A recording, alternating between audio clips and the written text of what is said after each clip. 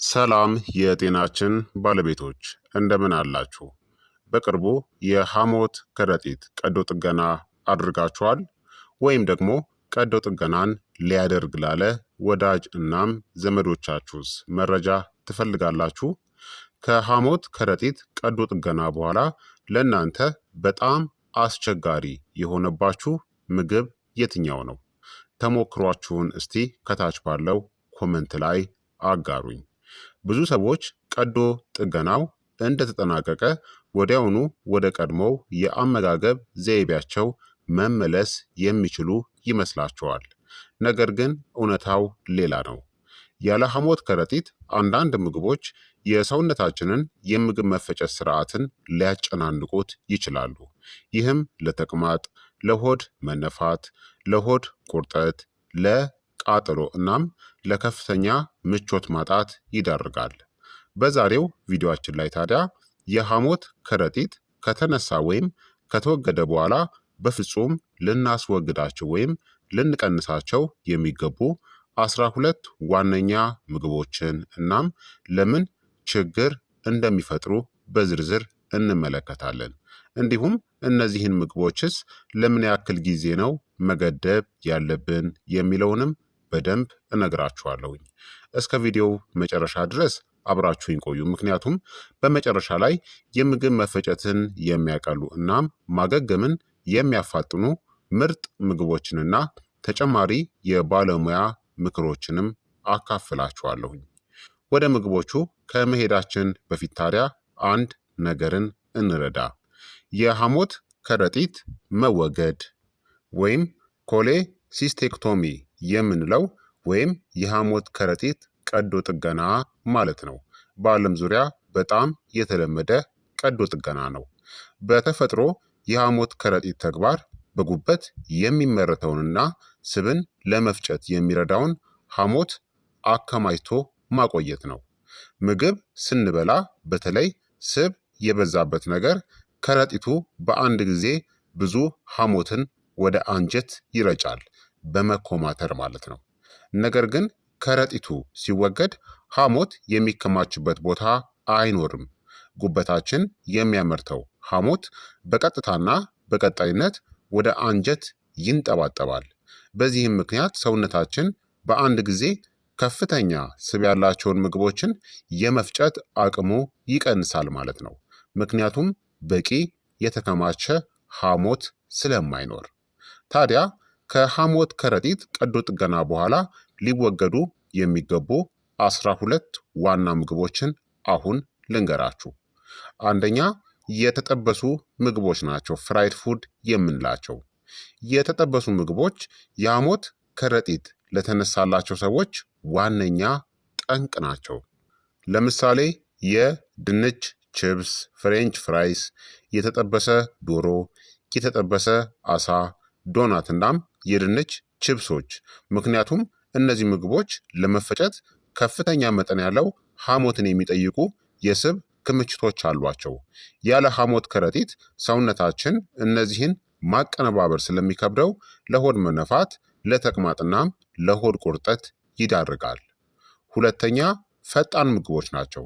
ፈጣን ምግቦች ከፍተኛ መጠን ያለው ስብ፣ የተቀነባበሩ ካርቦሃይድሬትሶች፣ ጨውናም ሰው ሰራሽ ተጨማሪዎችን በአንድ ላይ የያዙ ናቸው።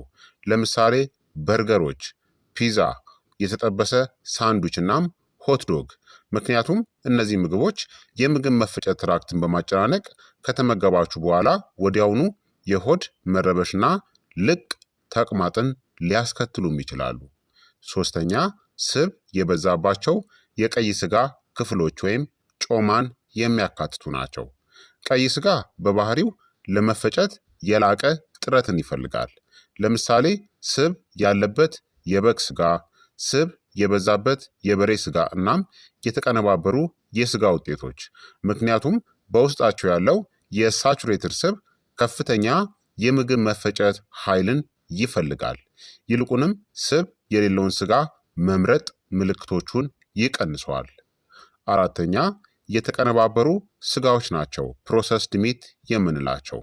እነዚህ ምግቦች ጤናማ ባልሆኑ ስቦች፣ በሶዲየም እናም በመከላከያ ኬሚካሎች የታጨቁ ናቸው።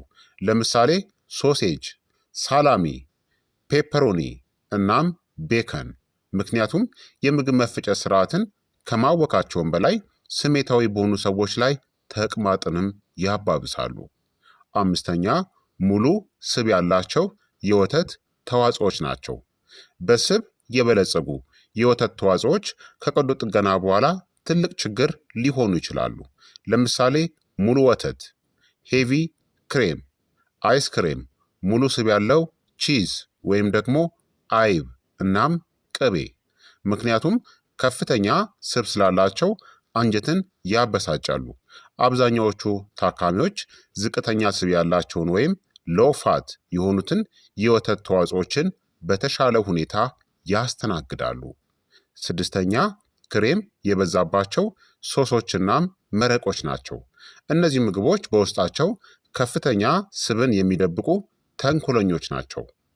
ለምሳሌ አንፍሬዶ ሶስ፣ የቺዝ ሶስ፣ በክሬም የተሰሩ ሾርባዎችናም ወፍራም መረቆች።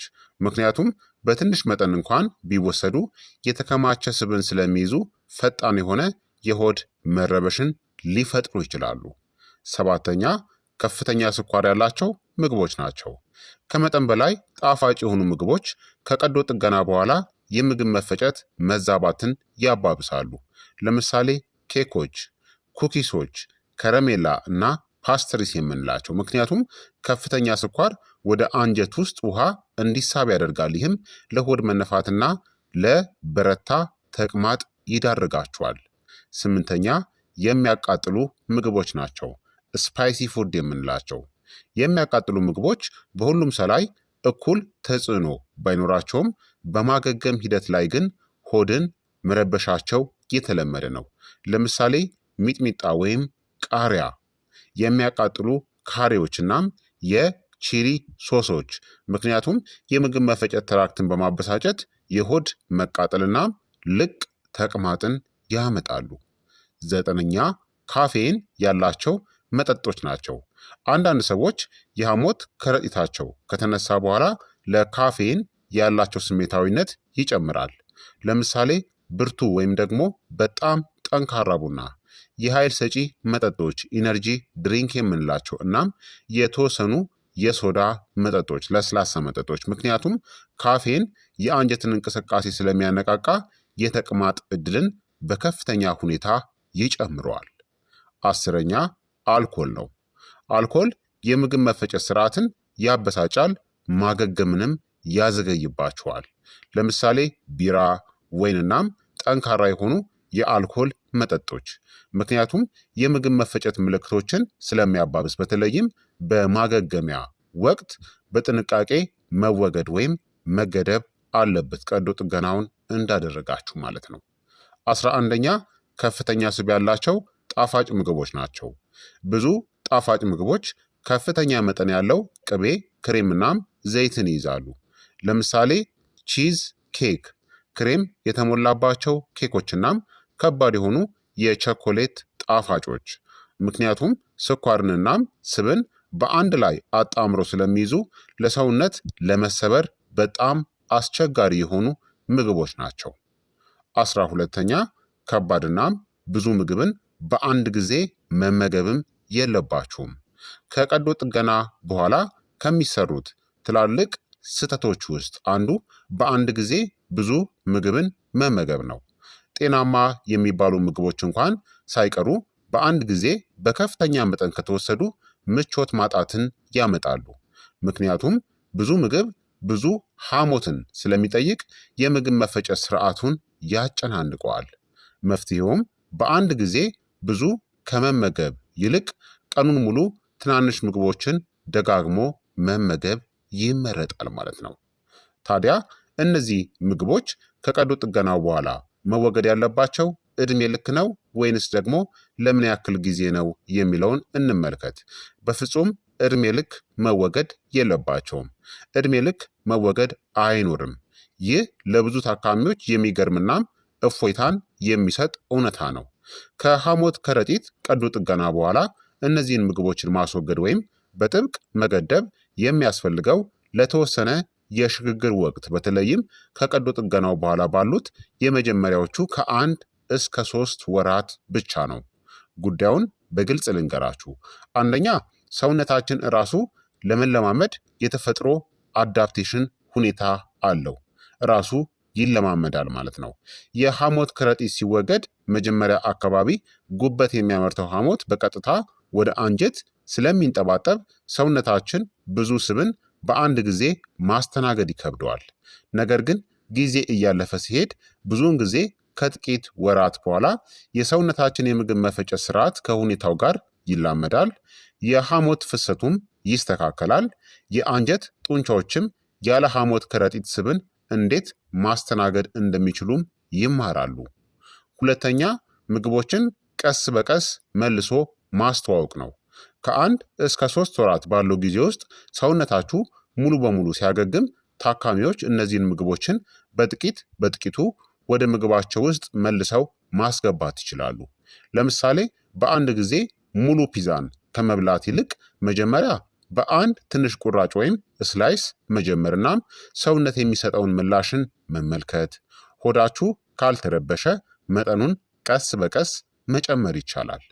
ሶስተኛ ደግሞ ዕድሜ ልክ ሊቀጥሉ የሚችሉ ጥንቃቄዎችም ሊኖሩ ይችላሉ። አብዛኛው ሰው ከ3 እስከ 6 ወራት ባለው ጊዜ ውስጥ ወደ ፈለገው የምግብ አይነት መመለስ ቢችልም የተወሰኑ ሰዎች ግን ከ10 እስከ 20% ኮሌሲስቶክቶሚ ሲንድረም በሚባል ሁኔታ ምክንያት ለዓመታት በጣም ስብ የበዛባቸውን ምግቦችን ሲመገቡ መጠነኛ የሆነ የሆድ መነፋት ወይም ተቅማጥ ሊያጋጥማቸው ይችላል። ስለዚህ ዕድሜ ልክ ሙሉ በሙሉ ባይከለከሉም በጣም ዘይትና ስብ የበዛባቸው ምግቦችን ሁልጊዜም በልክ ወይም በመጠኑ መመገብ። በአንድ ጊዜ ብዙ ከመብላት ይልቅ ደግሞ ምግቦችን በትንሽ በትንሹ ከፋፍሎ የመመገብ ልምድን ማዳበር ለረጅም ጊዜ ጤና ይመረጣል ማለት ነው። ታዲያ ይህ የምግብ እገዳ ለዕድሜ ልክ ነው ብላችሁ አትስጉ። ሰውነታችን ድንቅ ተፈጥሮ ስላለው በጥቂት ወራት ውስጥ ራሱን ይለምዳል። ዋናው ነገር ሰውነታችሁ እስኪያገግም ድረስ ጊዜን መስጠት ነው። ታዲያ በምትኩ ምን መመገብ አለባችሁ የሚለውን ደግሞ እንመልከት። ለመፈጨት ቀላል የሆኑ እናም ለአንጀት ተስማሚ የሆኑ ምግቦችን ምረጡ። አጃ ወይም ኦትስን እናም ቡናማ ሩዝን፣ ሙዝና ፖም ወይም ደግሞ አፕል፣ ሙሉ ጥራጥሬዎችን፣ ስብ የሌላቸው የዶሮ ስጋ እናም የአሳ ስጋን፣ ባቄላና አተር እንዲሁም ደግሞ አትክልቶችን፣ ዝቅተኛ ስብ ያለው እርጎን፣ ጥልል ያሉ ሾርባዎችን መጠቀም ይቻላል። እነዚህ ምግቦች በምግብ መፈጨት ስርዓት ላይ ረጋ ያሉ በመሆናቸው ፈጣን የሆነ ማገገምንም ይደግፋሉ። ታዲያ የሐሞት ከረጢት ቀዶ ጥገና ተደረገላችሁ ማለት የምትወዱትን ምግብ በፍጹም አትበሉም ማለት አይደለም። ነገር ግን በተለይ ቀዶ ጥገና በተደረገ በመጀመሪያዎቹ ሳምንታትና ወራት ውስጥ የተጠበሱ ስብ የበዛባቸውናም የተቀነባበሩ ምግቦችን መገደብ ለጤናችሁ ወሳኝ ነው። እንዲሁም ተጨማሪ ምክሮችን ልስጣችሁ። አንደኛ የፋይበር መጠንን ቀስ በቀስ መጨመር። ፋይበር ለሆድ ድርቀትና ለምግብ መፈጨት ጥሩ ቢሆንም በአንድ ጊዜ ካበዛችሁት ጋዝን ሊፈጠር ስለሚችል ቀስ በቀስ ወደ ምግባችሁ ውስጥ አስገቡት። ሁለተኛ ውሃ በበቂ ሁኔታ መጠጣት ይኖርባችኋል። ውሃ የምግብ መፈጨትን ያግዛል፣ ነገር ግን ምግብ በምትመገቡበት ሰዓት ላይ ከማብዛት ይልቅ በምግብ መካከል መጠጣቱ ይመረጣል። ሶስተኛ የምግብ ማስታወሻ ደብተርን ያዙ። እያንዳንዱ ሰው ለምግብ ያለው ምላሽ ይለያያል።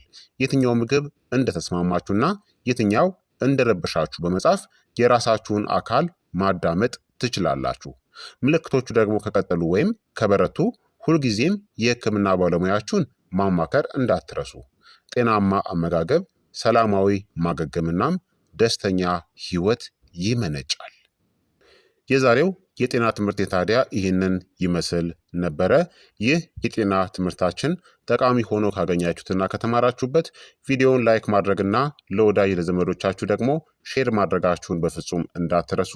አዳዲስ የጤና መረጃዎች ደግሞ ሁልጊዜ እንዲደርሷችሁ ቻናሉን ሰብስክራይብ በማድረግ ቤተሰብ ሁኑ እላለሁኝ።